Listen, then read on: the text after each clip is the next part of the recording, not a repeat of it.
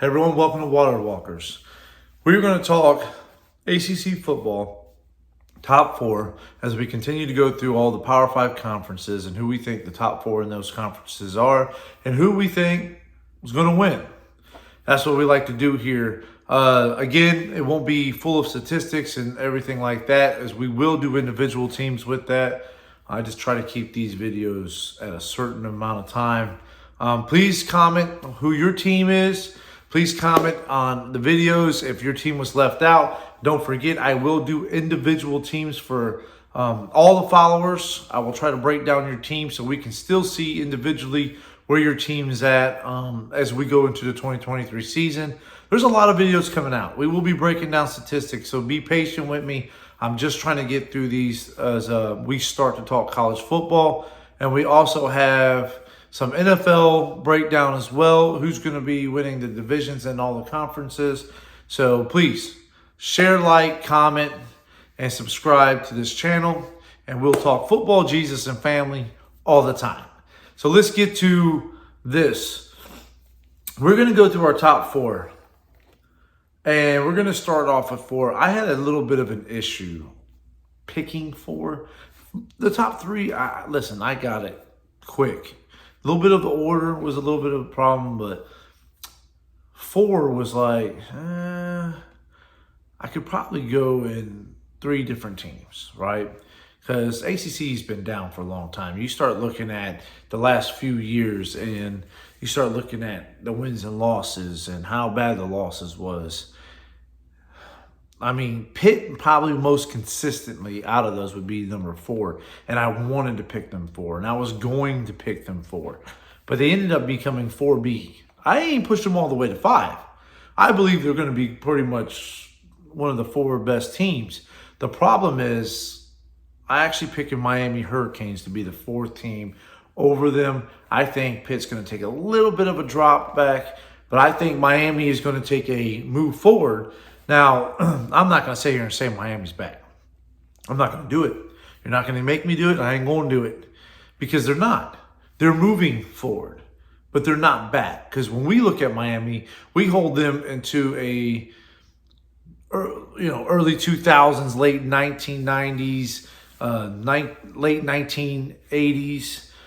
Miami Hurricanes. The mean, the tough, the fighting. We want to see Miami back. And we just don't have that, They haven't had the Frank Gores of this world in quite a while.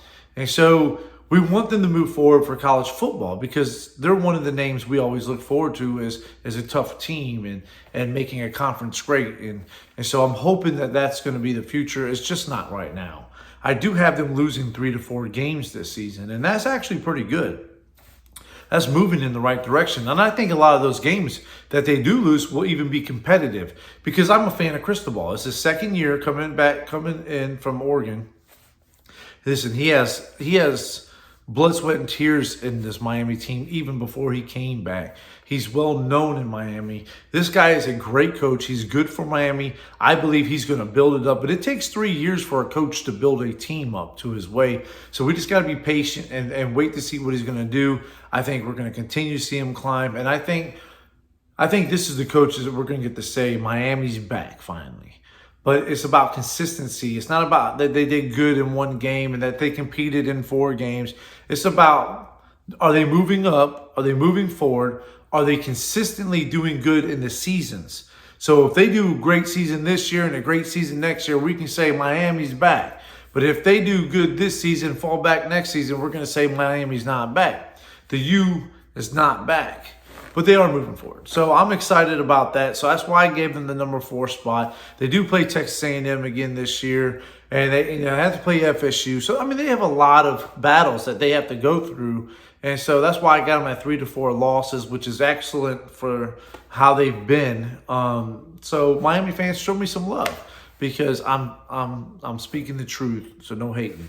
So I'm going to stick to that as my number 4 team. They're in the Coastal. It's an easier division to win inside of that conference. So I'm not saying Miami doesn't have a shot to play for an ACC championship even.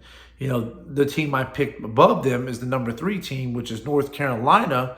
They're also in the Coastal, and I think that's the team that's going to stop them.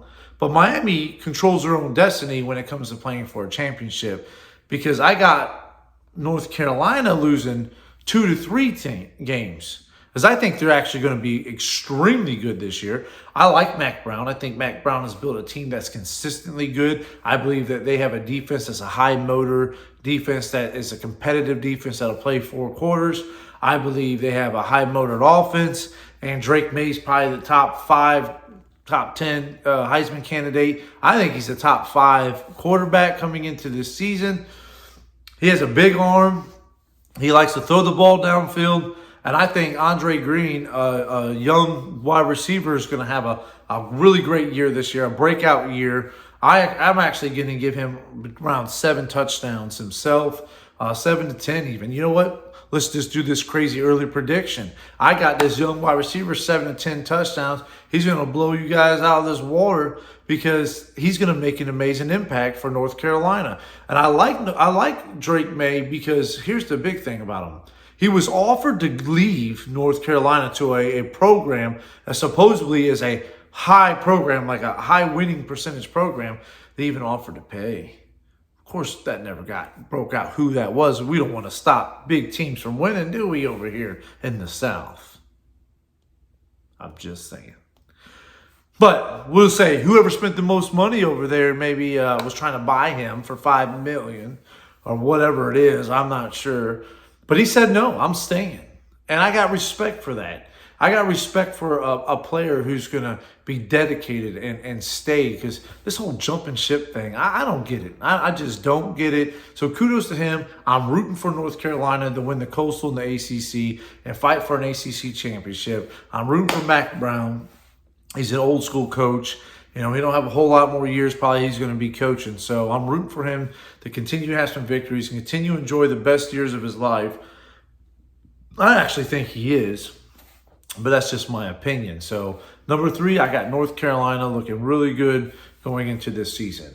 Number 2 and number 1 was kind of a toss-up a little bit. I had to switch my number 1 2 days ago. And matter of fact, I was talking with a gentleman at work, and I told him, because he's a fan of the other team, and I was like, I actually picked your team to be number 1 when I started doing the head-to-head matchup and statistics drawing. And I was like, I actually think they're number 1 because they're going to beat my number 3 team, or number 2 team, my number 2 team, Clemson Tigers. And I know you're like, what? Clemson's always number 1 in the ACC. Not this year.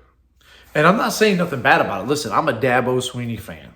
Dabo Swinney is one of the best coaches, top 3 coach in college football. I think Dabo Swinney has turned this program into a championship winning program. He's destroyed and owned the ACC for a long time. A long time.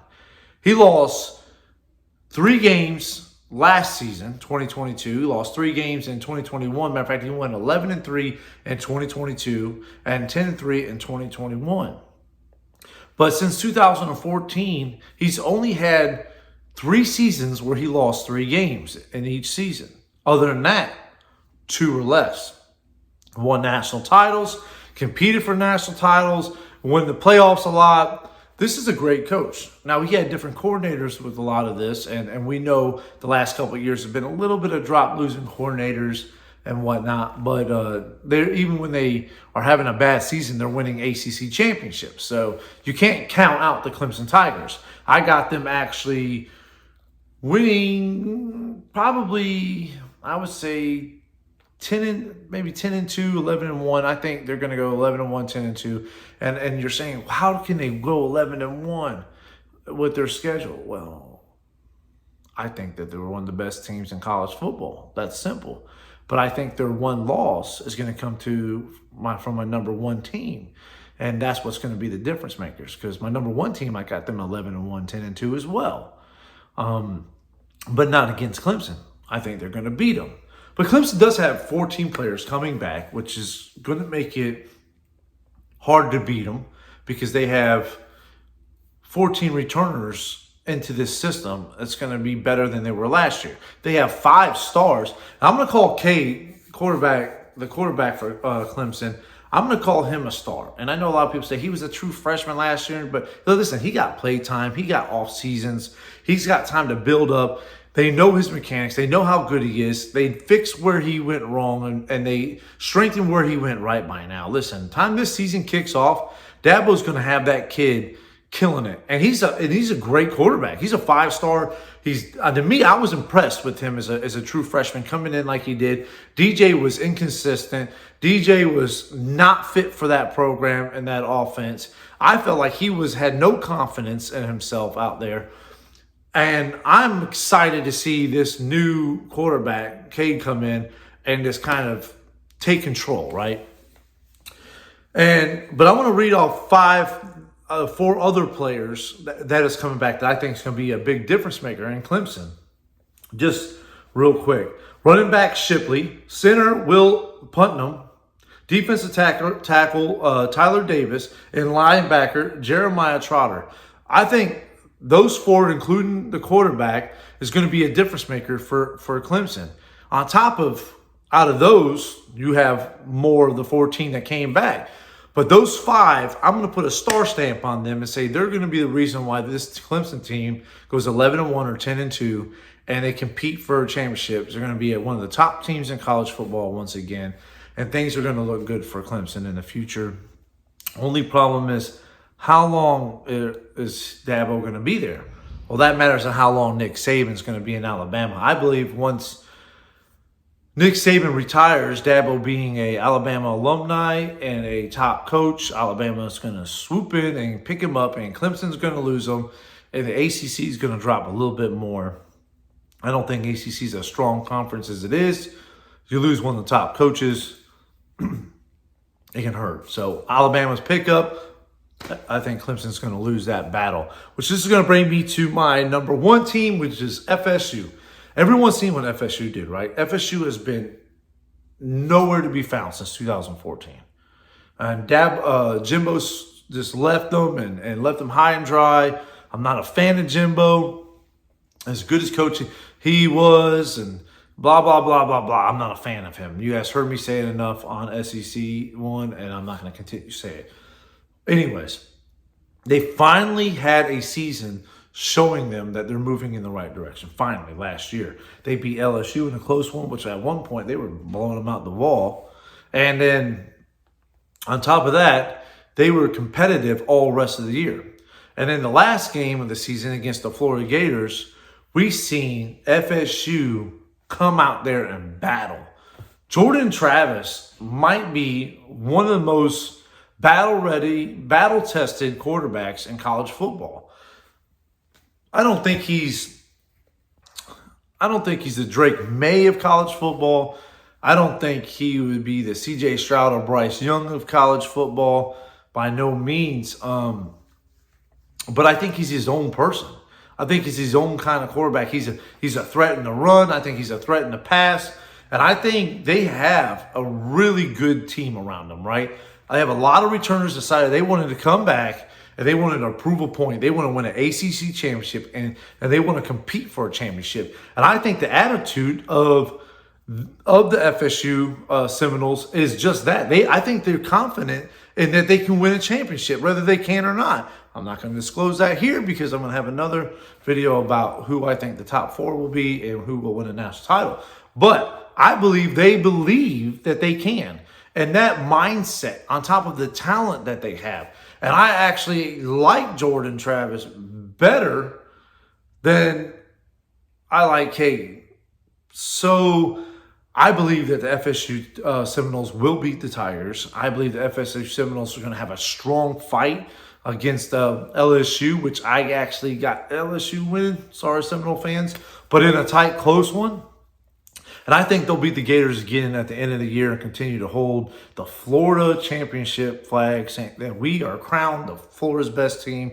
I got FSU winning the ACC championship and being one of the top 10 teams in college football and competing to get into the playoffs.